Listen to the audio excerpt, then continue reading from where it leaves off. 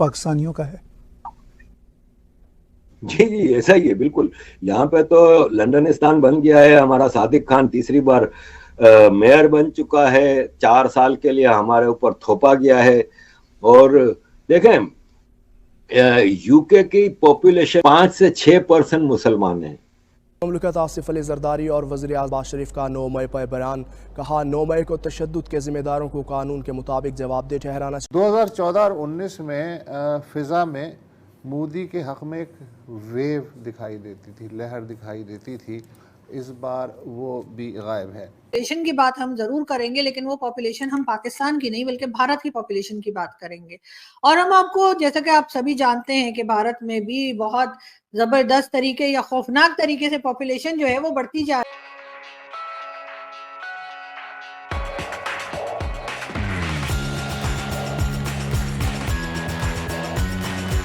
लेकिन यूके के major cities के मेयर मुसलमान हैं। और इन्वेजन है ये एक तरह का, ये इन्वेजन है। हमारा एक मौलवी है यहाँ पे, अंजुम चौधरी। इसने सीरिया में भेजे थे ब्रिटिश लड़के लड़कियों को जंग करने के लिए ISIS की तरफ से। और उसमें फिर ये पकड़ा गया था और इसको सजा हुई थी। और फिर सजा काट के ये वापस आया तो सीधा बेनिफिट ऑफिस किया था। और वहां पे उसने कहा मेरे पास नौकरी नहीं, मेरे पास घर नहीं, मुझे घर दो, मुझे नौकरी दो, मुझे जॉबलेस अलाउंस दो, बेनिफिट्स दो, ये वो। इसने अभी पर्सनल इंटरव्यू में कहा है कि जिस हिसाब से हमारा मामला चल रहा है ना यूके का, तो 30 से 40 साल के अंदर मेजर यूरोपियन कंट्रीज और अमेरिका इस्लामाइज्ड हो चुके होंगे और मेजोरिटी मुस्लिम हो चुका होगा। और ये अब यहाँ के राइट विंग पार्टियों को एहसास होता जा रहा है। यहाँ पे बाकायदा एक इन्वेजन है।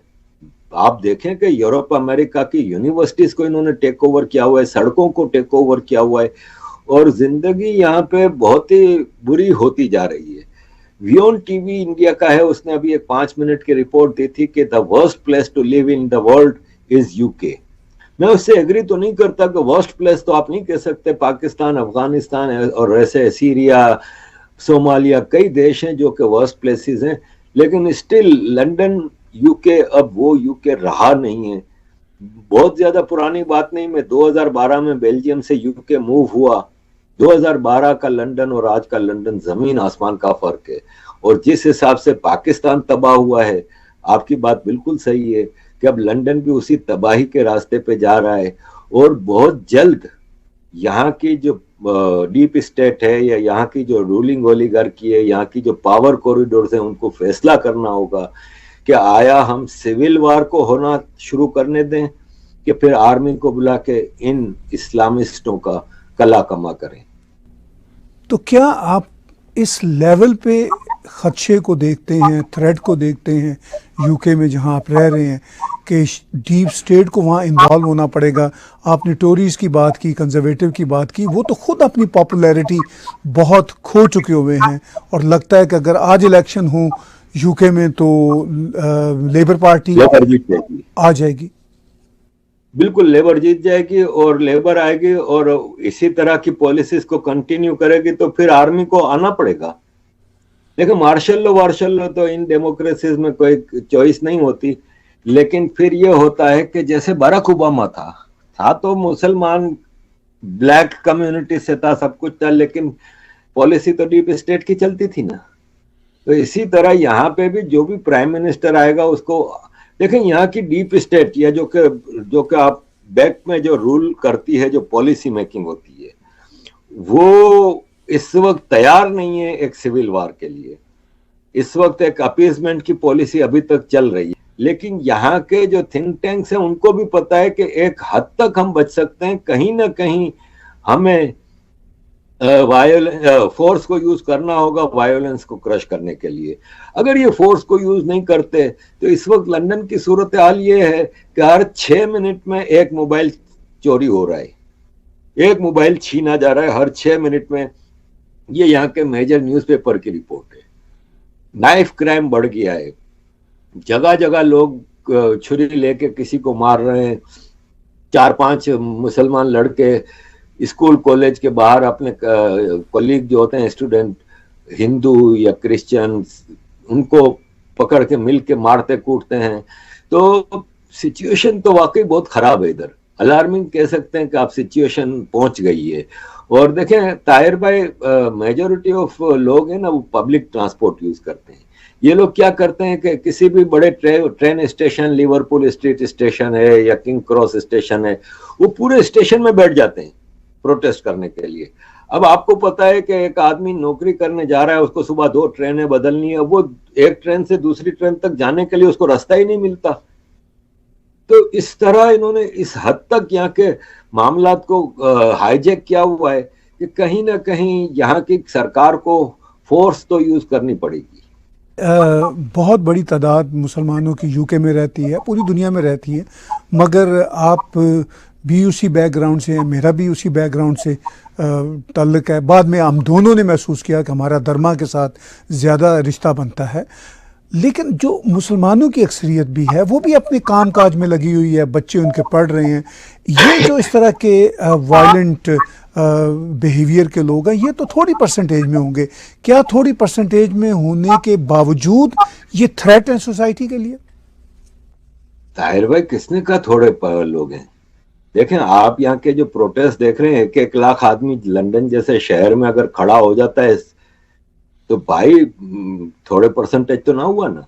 और दूसरी बात यह है कि एक रिपोर्ट है कि 68% मुसलमान औरतें काम नहीं करती, बेनिफिट दें, और मोर देन 50% मुसलमान आदमी काम नहीं करते।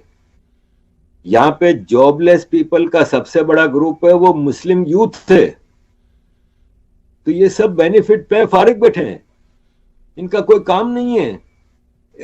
वो जो एंटी सोशल एक्टिविटीज में ज्यादा इन्वॉल्व हैं। आपको ये मतलब यहाँ की प्रिजन्स में मुसलमानों की परसेंटेज अपनी परसेंटेज से 10 गुना ज्यादा क्यों है? टोटल पॉपुलेशन का अगर मुसलमान यहाँ पे 7% है तो जेलों में 25% क्यों है? इसलिए कि ये एंटी सोशल एक्टिविटीज में ज्यादा इन्वॉल्व होते हैं, फारिग है, इनका कोई कामकाज नहीं है।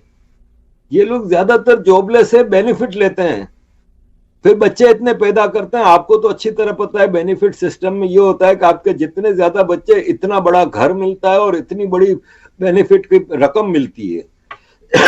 हर बच्चे के हिसाब से प्लस नहीं होती, बेनिफिट की रकम मल्टीप्लाई होती है। और यही हाल पाकिस्तान का है कि पाकिस्तान के पास रिसोर्सेज इतने नहीं है कि जिससे वो अपने लोगों को खा कमा के दे सके, या उनको एजुकेशन दे सके, या उनको खाना दे सके, मेडिकल फैसिलिटीज दे सके, या जो भी एक इंसान की जरूरत होती है वो पूरी की जा सके। लेकिन ये जरूर है कि पाकिस्तान में जो है पॉपुलेशन जिस खौफनाक तरीके से बढ़ रही है, उसमें कहा यही जा रहा है कि दुनिया की कोई भी गवर्नमेंट आ जाए, वो तमाम पाकिस्तानियों के पास या तमाम पाकिस्तानीज के पास ये सब कुछ नहीं पहुंचा सकती जो बेसिक नीड्स होती हैं किसी भी इंसान की।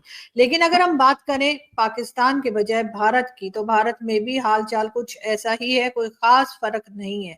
हाँ, एक चीज है जो कि भारत को यकीनन देखनी चाहिए, भारत के लोगों को देखनी चाहिए और भारत के लोगों को समझनी भी चाहिए, वो ये कि भारत में भी पॉपुलेशन बहुत खौफनाक तरीके से बढ़ती चली जा रही है, लेकिन वो जो आबादी बढ़ रही है, वो जो पॉपुलेशन बढ़ रही है, वो मुसलमानों की बढ़ रही है। ज्यादातर मुस्लिम्स जो है उनकी फैमिलीज काफी बड़ी बड़ी होती हैं, उनके बच्चे भी बहुत ज्यादा होते हैं, और 4-5, 3-4-5 ऐसे करके बहुत बच्चे होते हैं।